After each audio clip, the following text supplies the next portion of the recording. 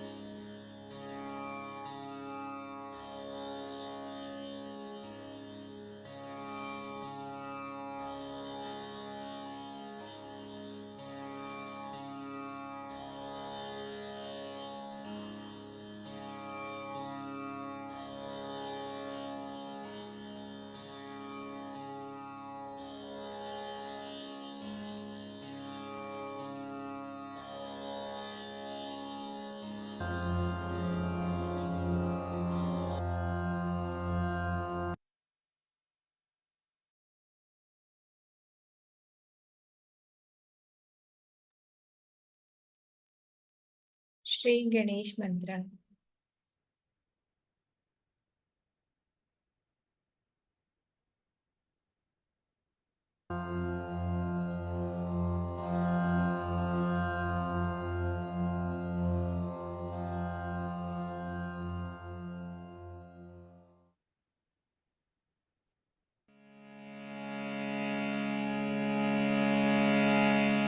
Om Tvameva Sakshat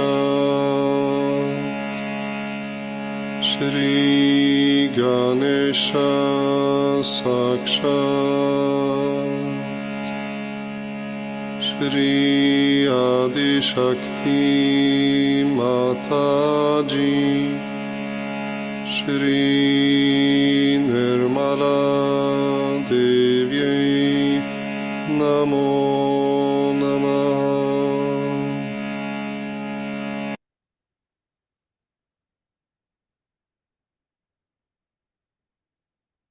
Shri Mataji, you in the form of Shri Ganesha,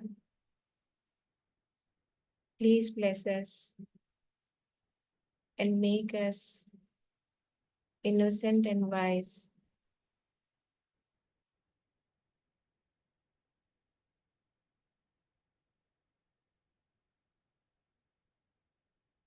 Please give us a strong and healthy Mooladhara.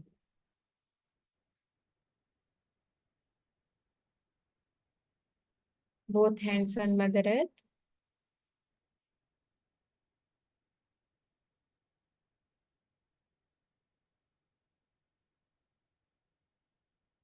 Shri Bhumi Devi Mantra. Om Tvameva Sakshat Shri Adi Bhumi Devi Sakshat Shri Adi Shakti Mataji Shri Nirmala Devi Namo Namah.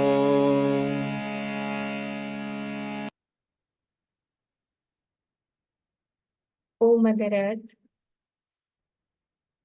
please ground us to reality.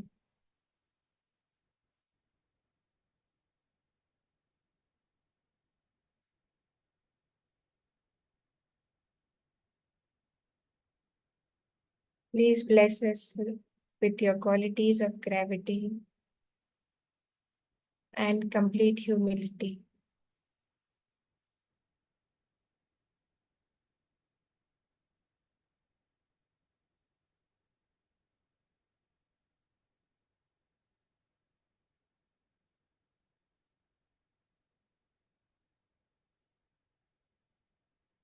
Right hand on Nabhi Chakra.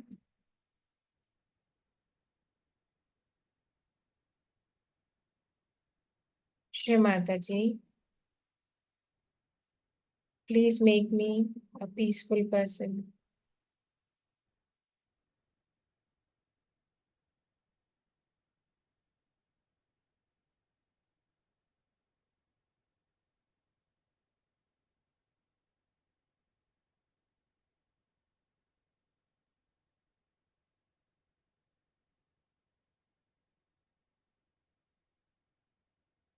Attention on Anahat Chakra.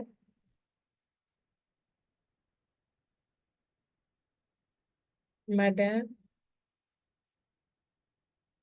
please let your love, compassion, and peace reside in my heart.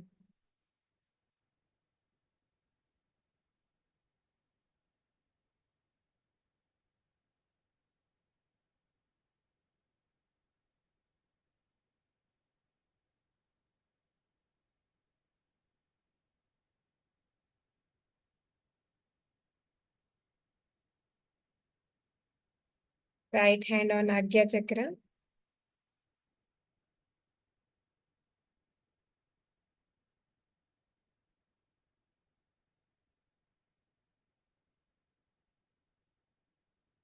Shri Mataji, verily you are the divine forgiveness within me.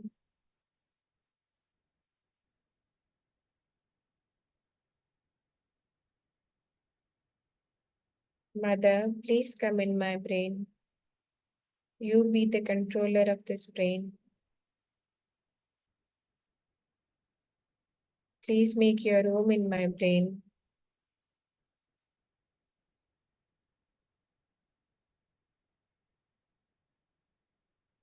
Ya Devi Sarvabhuteshu Shamarupen Sanstita Namastasye Namastasye Namastasye Namo Namaha Ya Devi Sarvabhuteshu Shanti Rupena Sanstita Namastasye Namastasye Namastasye Namo Namaha.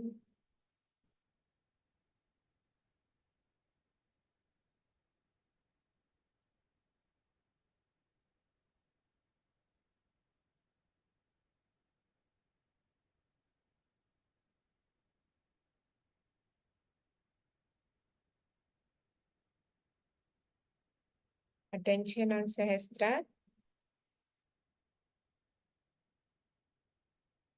Shri Mataji, verily you are the queen of Sahasrara.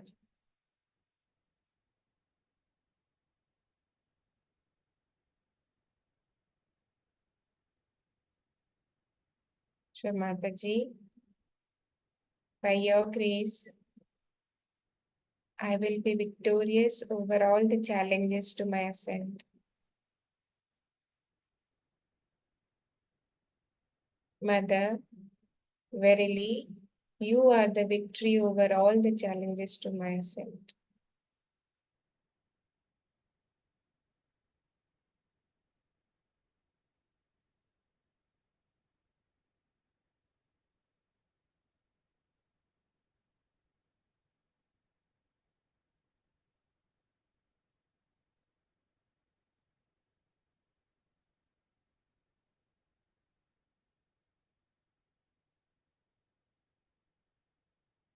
We'll listen to a peace prayer by Shri Mataji.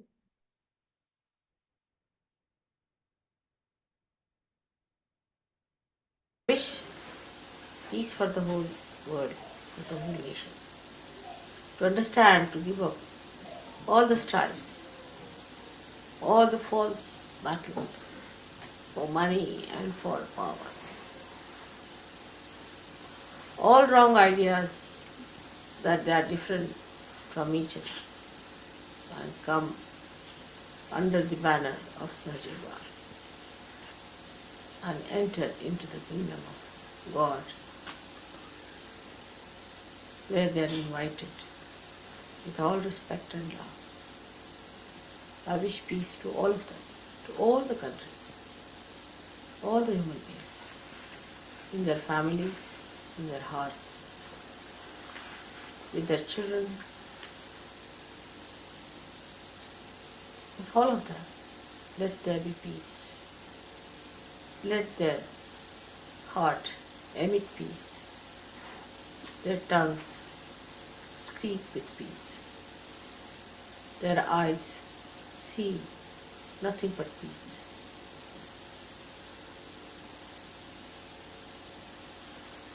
All this has to change. Tremendous change has to take place. The whole universe has to take a different turn. All that is hatred, hateful, ugly has to vanish, and the peace has to prevail. It is not the peace of the dead, but peace of the living. That has to come, of the body.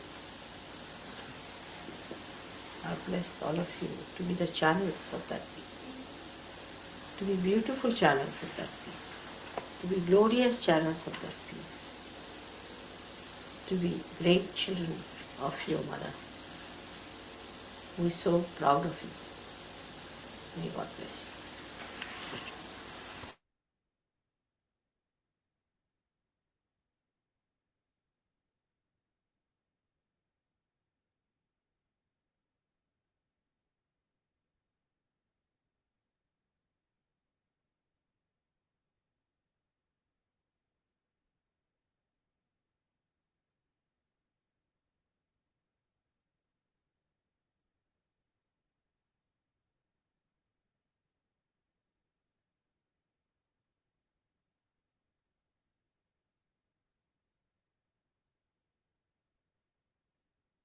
In this state of meditation, we'll absorb Shri Mataji's Amritvani.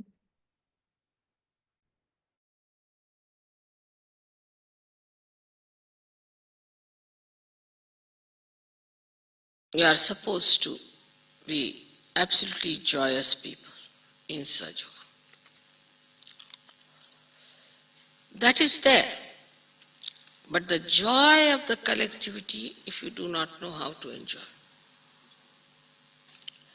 then you cannot ascend. Because there's not a way out. What is the other penance? For some people, even collectivity is a penance till they start enjoying it.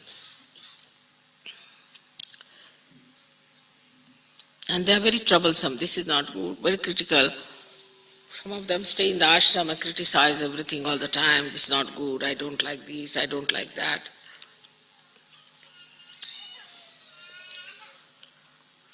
So here, in complete awareness, you cannot be mesmerized. If you are mesmerized, then you can live whatever way you like. But in complete awareness and full understanding, we have to become collective. This is one of the solutions for our cleansing. We can say like this, supposing my hands are dirty. So I go to one tap and I find there's one drop coming. So can't wash. So I go to another place, there's no water. Third place, I find there's nothing available. Ultimately, I reach the place where I find some water. Then I wash myself completely because I know I can't find it anywhere else. But in Sahaja Yoga, you are immersed in the water of collectivity. If you enjoy this collectivity and can swim in that, then there is no problem.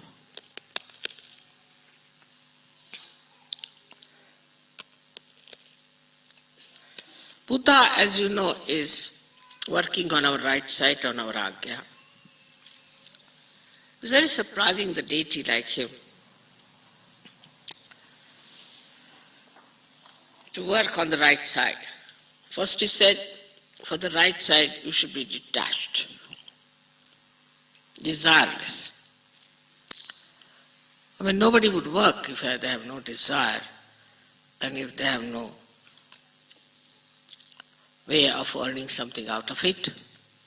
I mean, in the normal sense. But desirelessly, you have to work. Then only the right side can be conquered. Very symbolic. Normally the right-sided people are extremely thin, but Buddha is very fat. Normally the right-sided people are extremely serious, very serious. Even if you tickle them, they won't laugh. But Buddha is laughing all the time with his both hands and enjoying himself. See the contrast. So, when you are working without any desire, only then this state can be achieved, that you'll be all the time laughing. But those who feel that we are doing this work with certain desire, I mean, some are very low-level people, want to make money, some this, that nonsense, that goes on. But it becomes even subtler and subtler and subtler. As you become subtler, the desires start becoming subtler and subtler and subtler. And if you are not careful, it just comes up.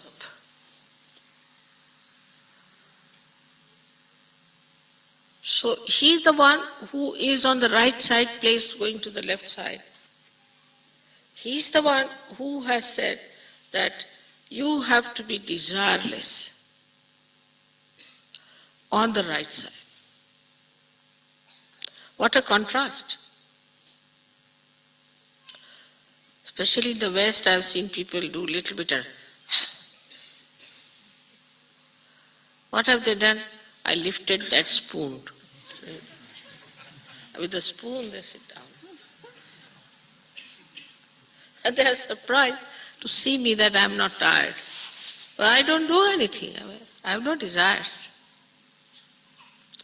Actually, I never do anything. I am just nishkriya, I am just doing nothing.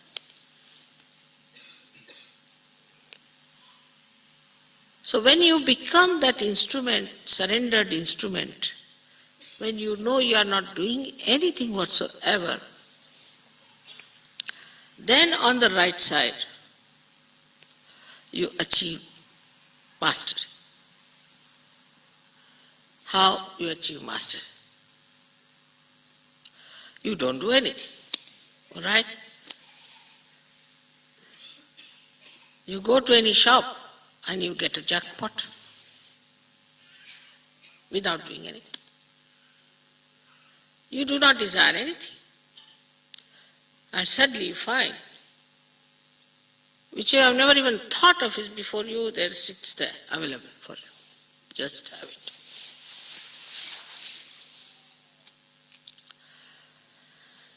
So, with a desire to achieve something when you work out, it also has a reaction. Every action has a reaction. But action without desire cannot have reaction because there is no desire already. Supposing I get lost somewhere on the way. So I never feel upset about it because maybe I have to be there.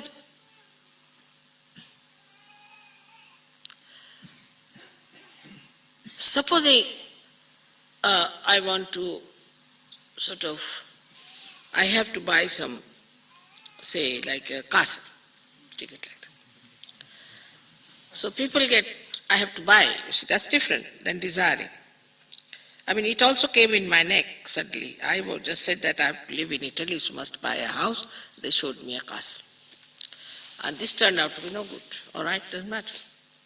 Then the second one, everybody got attached. You must buy this at any cost. This. I somehow didn't like the place very much, but I said, all right, let their desire be fulfilled. It so happened that they were all uprooted and they had to buy another one which they didn't want to buy. And I was very happy about it because I didn't desire anything. And it turned out to be the best. The reason is, whatever is best happens to me.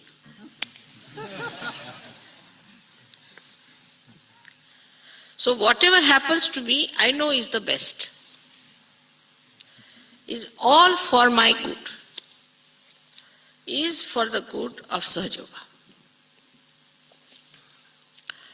Now anybody criticizes Sahaja Yoga is very, very good, excellent. Like in India, first of all, there was one a magazine where Rajneesh used someone to speak against me. But that lady had stolen some of my photographs and had given the photographs as well. And everybody in my family was so angry, my brothers, my husband, they wanted to sue the paper. I said, I don't like this idea of suing the paper or anything. So when we had the first program in Delhi, it was so overcrowded that I could not even take my car inside. So the outside also was filled. And they had to put loudspeakers outside the hall.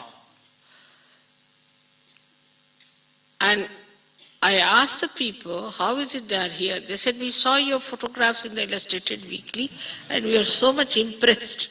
They never read anything. Not a word. And they were all there. One of them is Harsh, and so many of them have come from there. Just seeing the photograph. So if she had stolen the photograph, it was for our good. And normally we would have paid a lot of money to publish something. Without paying any money, it was there. And then these people, you see, my family people, they saw that this magazine was closed for 6 months and they had to go into a terrible loss. I didn't desire that either.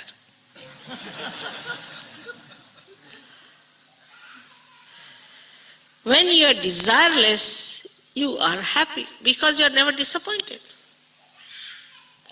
You are never nervous. So, to be desireless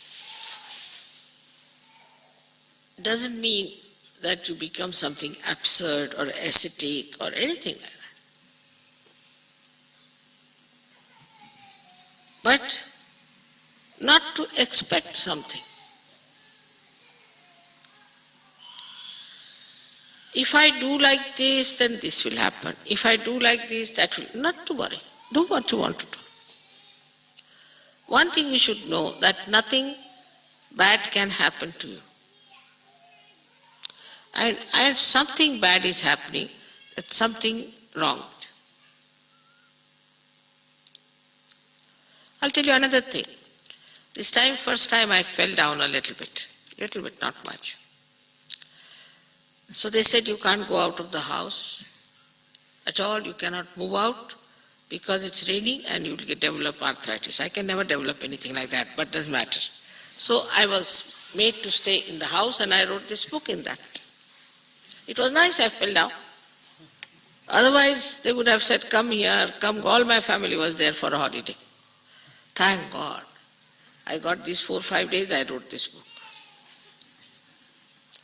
So make the best of all disappointments. If there is a disappointment, just smile at it. I know it is for your good to discover something new, to find out something better. But the conditioning is so strong. That's why I say be in the collective. Now, for example, we have Indians, we have got French, we have this, that, and all that. All their conditions are around them. Still. For Indians must have Indian food wherever they go. It's a very difficult situation. That way you people are better. You eat every sort of, even you eat wretched Indian food. Yeah, I don't like very much Indian food myself.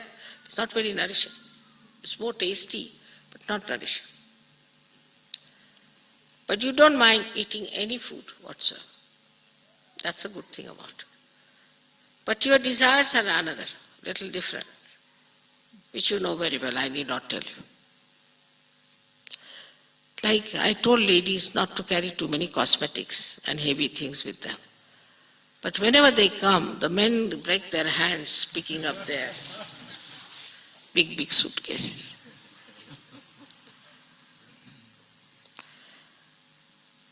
Now, I'm not saying that you should walk about in a manner that is not so decent, but for that, keep to minimum. Or else there is a competition with the leader, always somebody will be there. But in the West, what I find, not so much for food, but for house, even in India. If you marry an Indian wife, she'll try, or a Greek wife also, will try to keep the husband to herself. It's a common thing, I've seen it. They are something like Indians. And they spoil the ascent of the husband and theirs also. It's a fact. And very dominating. Indian women won't be dominating, but they will try to control the husband, to have another house of their own. But they don't know, Indians don't know collectivity. They are very individualistic. Now, with Sahaja Yoga, of course, they are learning gradually how to be one with others. Moreover, culturally, some people are different. So they stick on to their own culture. Of course, whatever is good in any culture should be taken, because whatever is universal culture is in Sahaja Yoga. But so many things there are where we just falter because of our conditionings. And that's why at the same time we had another great incarnation of Mahavira, who pointed out what are the punishments for people who indulge into their conditionings. Many horrible things he has talked about. What will happen to people if they have their conditioning? Where will they end up? What will be their situation? What kind of hell they will get? This is being described, horrible things. Of course, I'm not going to tell about that today.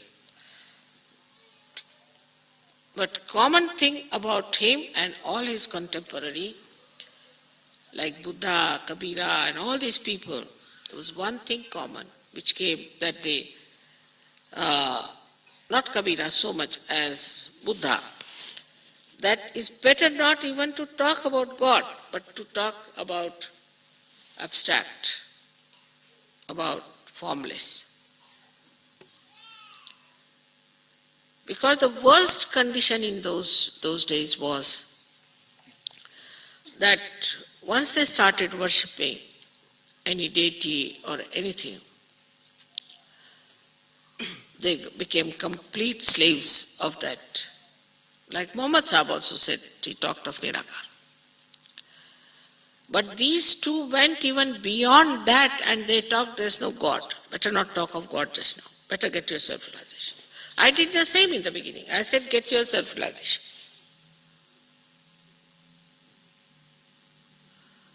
Because anybody can start, I am God. So they never talked about God. Not at all. And they all the time said that there is no God, but it is yourself. They tabooed actually. They are called as Nirishwaras. Nirishwarvad did not believe. Both of them did not believe in God, but in self-realization.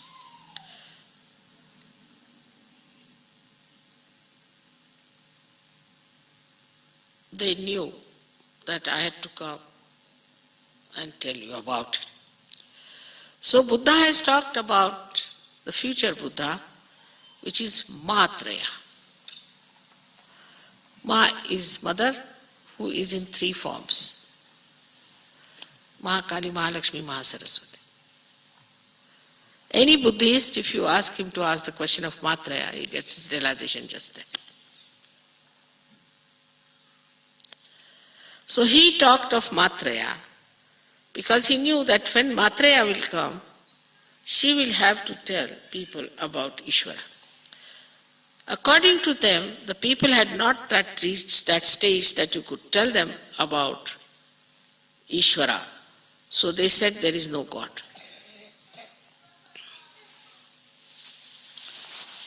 Just to accentuate self-realization. Atma-gyan, knowledge about yourself, self-realization. And early Buddhists, I am told, of course they were Bhikshukas, they were ascetics, but they had the experience of the cool breeze of the Holy Ghost. Just like the Gnostics, I think. But there were very few. There are not as many as you are, but quality-wise they were very high. Because all of them had come through that terrible penances. So quality-wise they were very high. And because the difference between them and others, the quality-wise, was so much, that they could not impress the others, and so just it died out, I should say. But still we had Zen, where Viditama is another disciple of Christ, went down, of Buddha went down, and Tao. These two are the ones which are expressing Buddha's ideals about Sajog. Tao is nothing but Sajog. Tao means how it works out. And Zen system, Zen means dhyana. So they also believed in raising the Kundalini. They did not hit at that time anybody's spinal cord, but later on they started hitting people's spinal cord with some stick to put them into that. So Tao and Zen both are offshoots of the same Buddhism, in the real sense of the word I should say, of their ascent, without talking about Ishvara, about God. But aims were the same, to become Buddha, but they also died out. I met the head of the Zen who came to me for curing. I asked him, I said, how is it you are the leader, you are not even a Kashyapa? Kashyapa is the one who is a realized soul. So he told me, confessed to me, they had only 26 Kashyapas throughout. And only after the 6th century they started. And very few were there, and it has died out. That means how lucky you are that you are all realized souls. So for our banyan tree is the collectivity.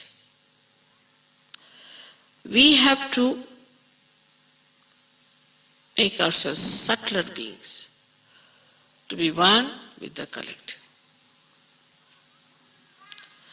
And that is very enjoyable, very beautiful. Those who cannot do it, cannot progress in Sahaja Yoga, they are problematic and they create problems and they trouble everyone. Their attention is bad and no one knows how they stand.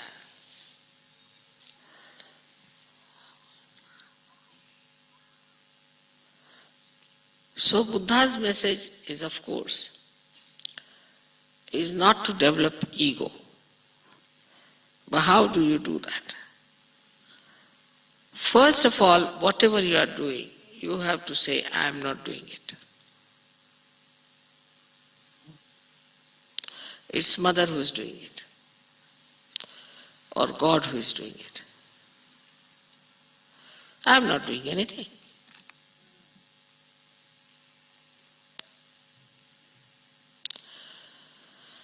But if you feel that you are doing something for Sahaja Yoga, it's better you stop doing it. But you should say, it came my way, I didn't do anything, I was just there, that's all. Then you have achieved a great deal.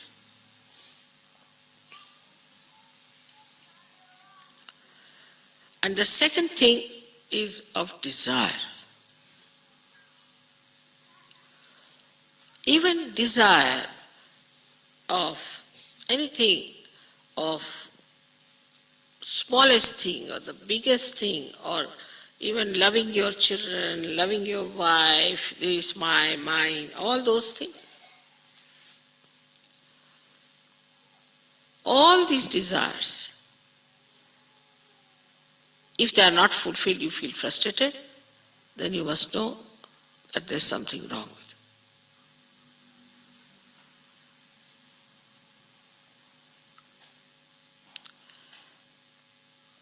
But if you understand the sense of collectivity, then you can ascend very fast. I would say Indians are extremely religious, disciplined people in a way. But they are lacking in collectivity. If they could come up to collectivity, they can shoot off. The only nation which I have found very good is Russia. Because of communism, they are collective and desireless. Because all their desires were fulfilled by communistic ideas. They didn't have any choices left. And also they were collective. In a way, communism has suited the public, not the government. While the other way around, democracy has suited the government to make money, but the public has suffered.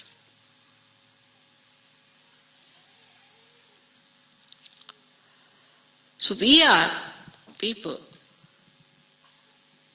who have not been able to know about collectivity. So I would say the collectivity develops faster in the West, no doubt, much faster. But desirelessness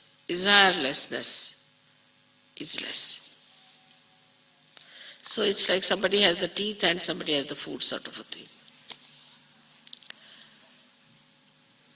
If we can see ourselves as we are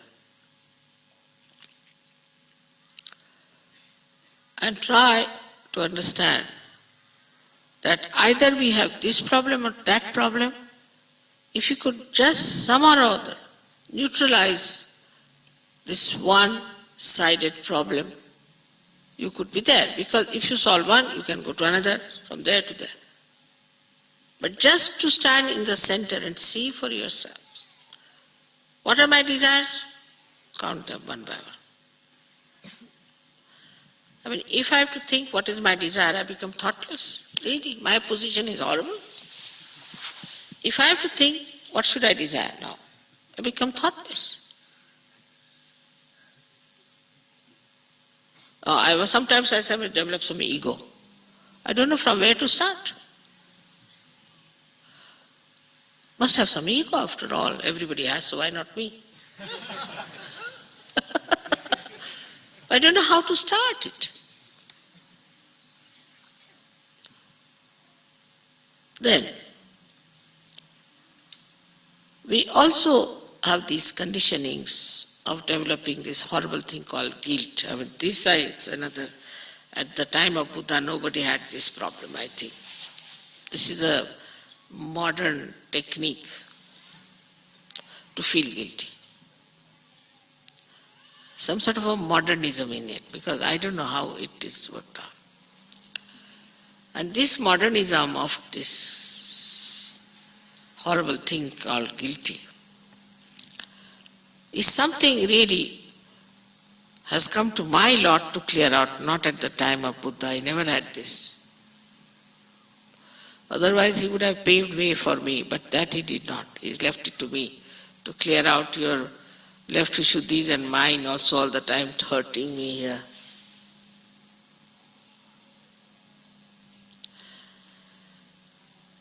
So this horrible thing, especially Western mind, Indians don't have guilt to it, nothing. But this has to be overcome.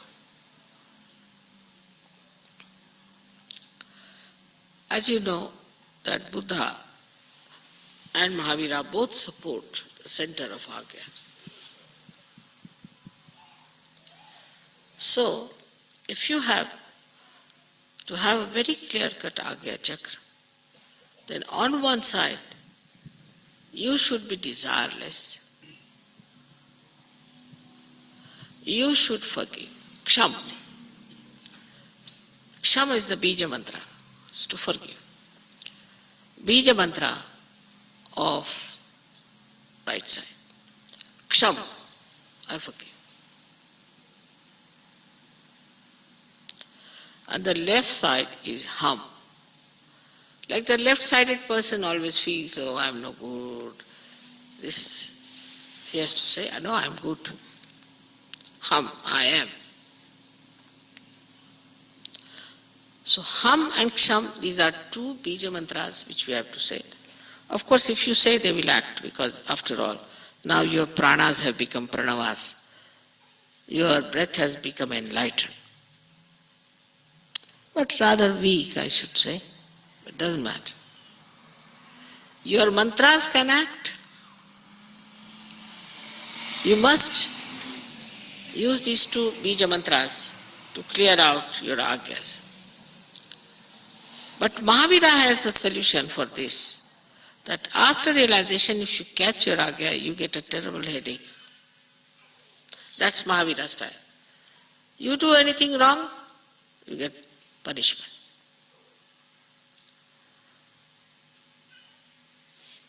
You indulge into anything, you are punished. You go against Sahaja Yoga, you are punished. I am not doing it, it's Mahavira. Simultaneously working. If you try to be overly smart, you are outsmart. So these two forces are working from the right, left to right. If you overdo right, then the left hits you hard. If you overdo left, then the right hits you hard. Both of them are really like double-pronged attacks. One says don't have desire. All right, you have desire. Punished. This side. Like some people say, I must have children, I must have children. You give them the children, they say, Mother, why this horrible child you have given me is such a horrible child.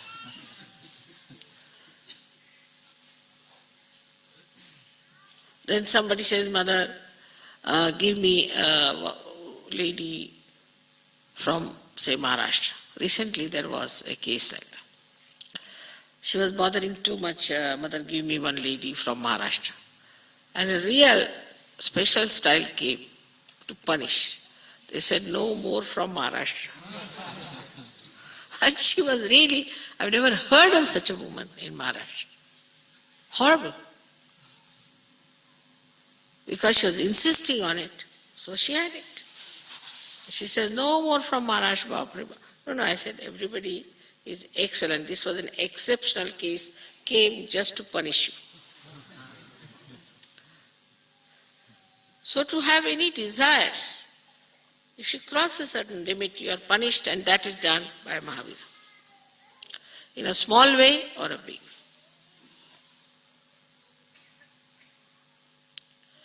Like there was a little boy who came to London, very bombastic. And he wanted to buy something for himself. I took him to an ordinary shop and there was a very nice coat, full wool and all that. He wouldn't buy. I want to go to a big shop. I said, all right. So I said, I'm not coming. I sent his father.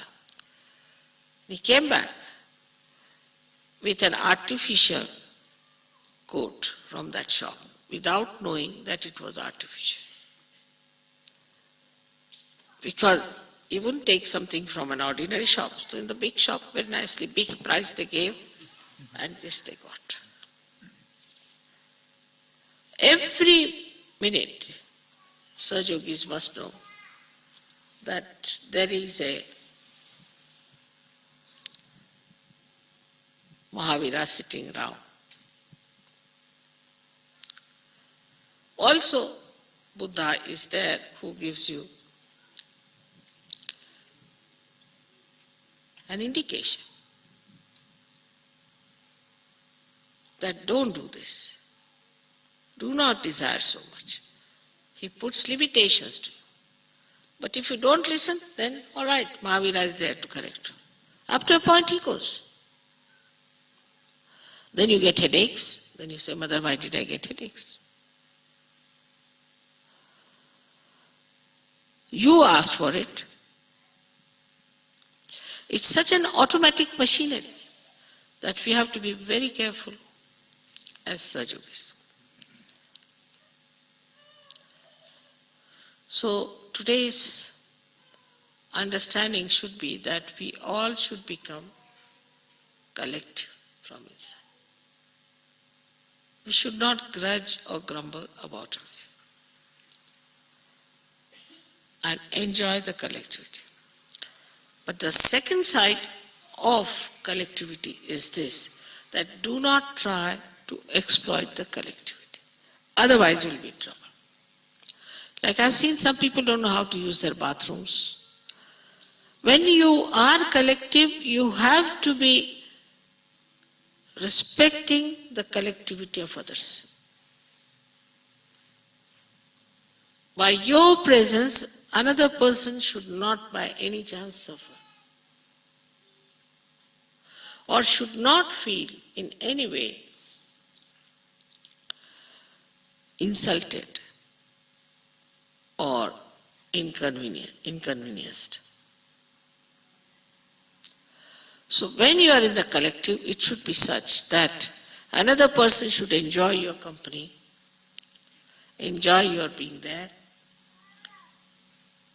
That's something where there is no problem.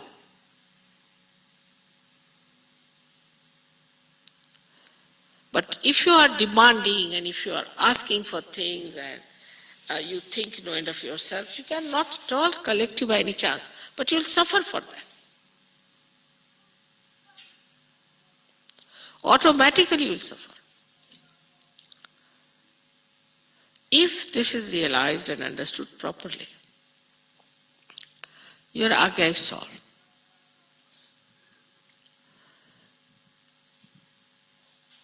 Like anger.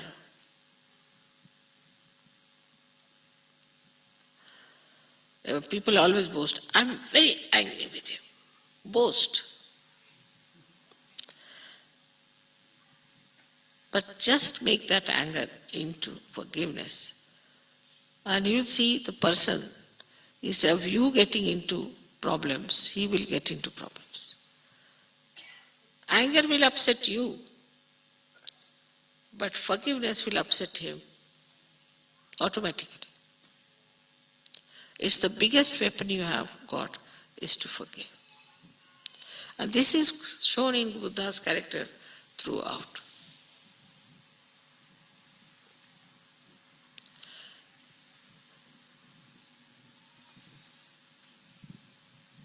And this will give you self-respect. That you are not disturbed by anything. Like a ship has to be seaworthy. If you put the ship on the sea and if it breaks, what's the use of making a ship?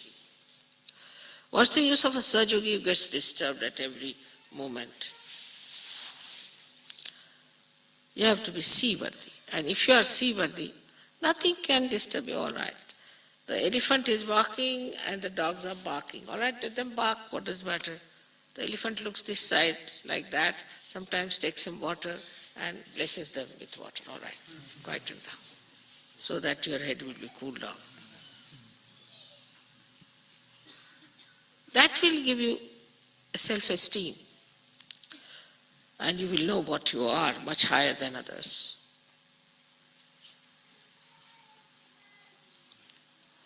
And this is what is how to get rid of your ego, which is a very, very big problem according to you people.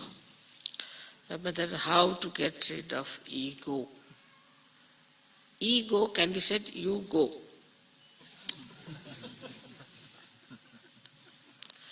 When this I-ness goes away, the self rises. What is there to feel hurt? What is there to feel bad? What is there to hurt others? All right, you are cheated. Very good, at least you have not cheated anyone. Be happy about it. But once you are without ego, means you have surrendered yourself. No one can cheat you.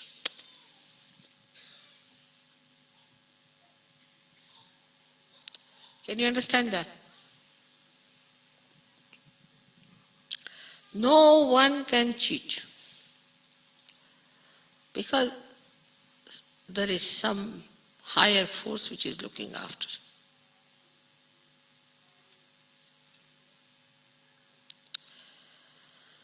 This is the way we should understand Buddha. This is, we should know our Buddha qualities. This is how our ego can be dissolved. When you say, Mother, we surrender to you, that just means that you give this horrible ego a complete holiday. It means that. That is how this ego disappears. And I think all your just now, ragas are opened out, most of you, somehow. And then you laugh at everything. You make fun of yourself. Just enjoy everything. May God bless you.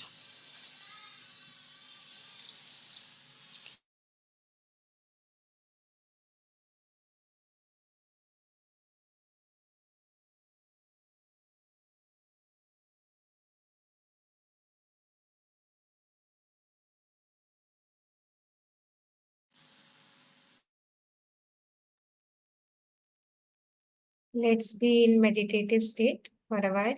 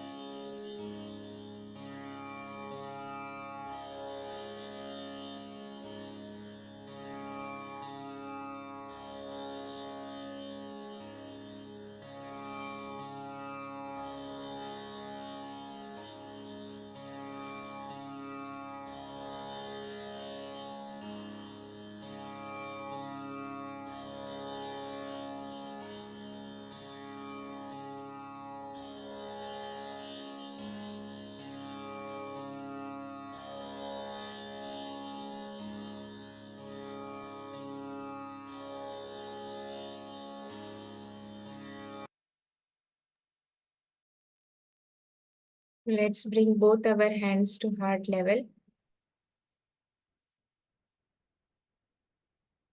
Shri Mataji, please make us desireless in our spiritual ascent. Let there be only one true desire within us, that is to be one with you.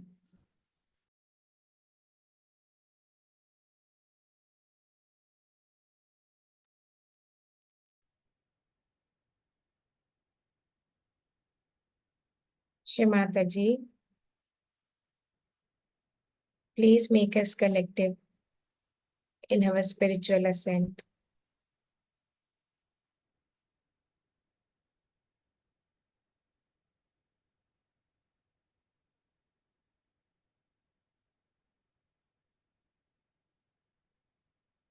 Let's all collectively bow down, raise our Kundalini and take bandhans.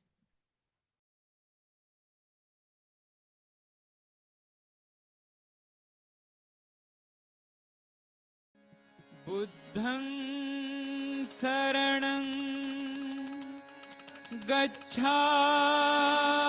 गच्छामि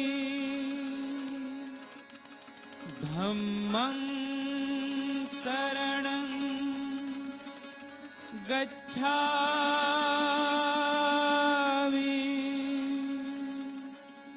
संघं शरणं गच्छामि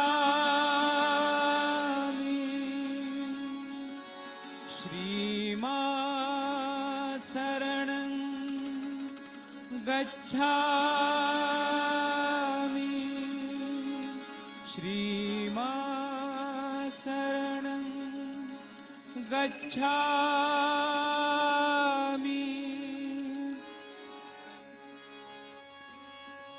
घबराए जब मन अनमोल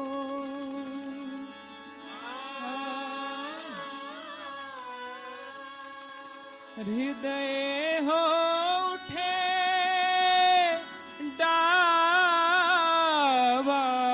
डावाडोल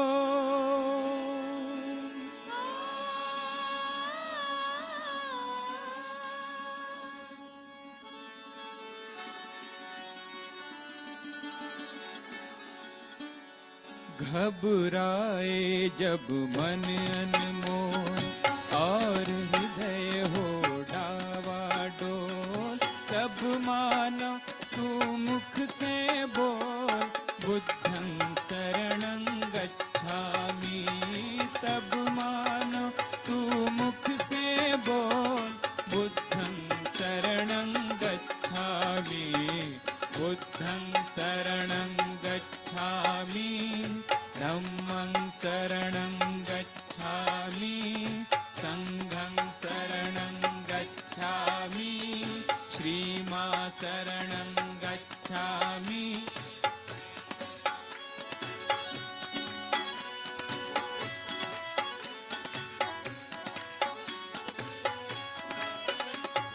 जब अशांति का राग उठे लाल लहू का फाग उठे जब अशांति का राग उठे लाल लहू का फाग उठे इंसा की वो आग उठे मानव में पशु जाग उठे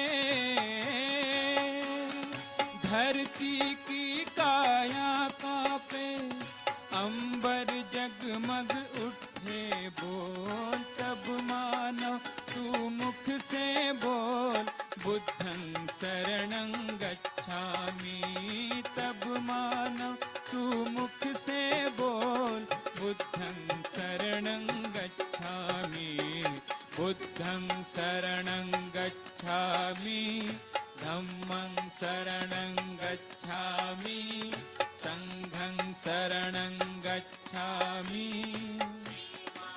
शरणं गच्छामि श्रीमां शरणं गच्छामि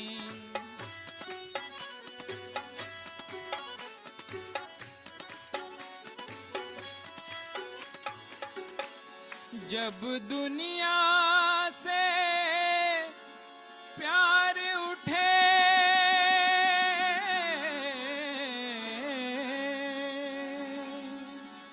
जब दुनिया से प्यार उठे, नफरत की दीवार उठे, माँ की ममता पर जिस दिन बेटे की तलवार उठे,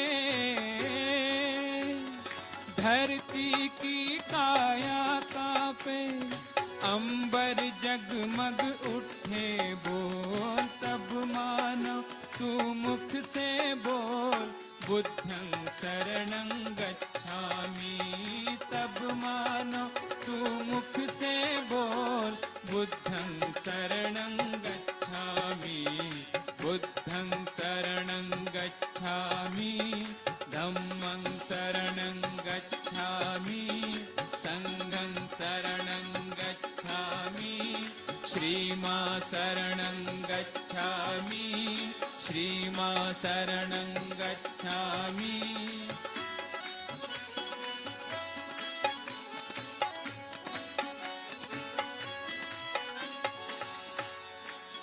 दूर किया जिसने जन मन के, व्याकुल मन का अंधियारा, जिसकी एक किरण को छूकर चमक उठाए जग सारा, दीप सत्य का सदा जले, दया अहिंसा सदा फले, सुख शांति की छाया में जन मन गन का पेड़ पले,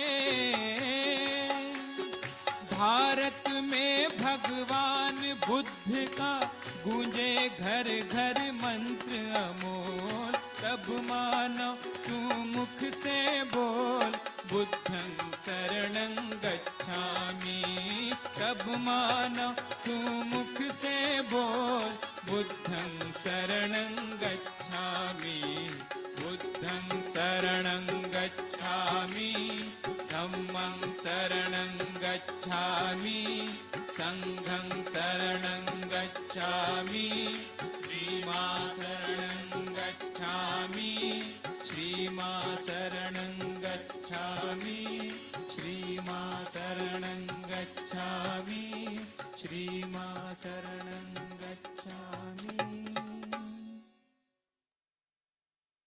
Jai Shri Mataji. Have a normal day, everyone.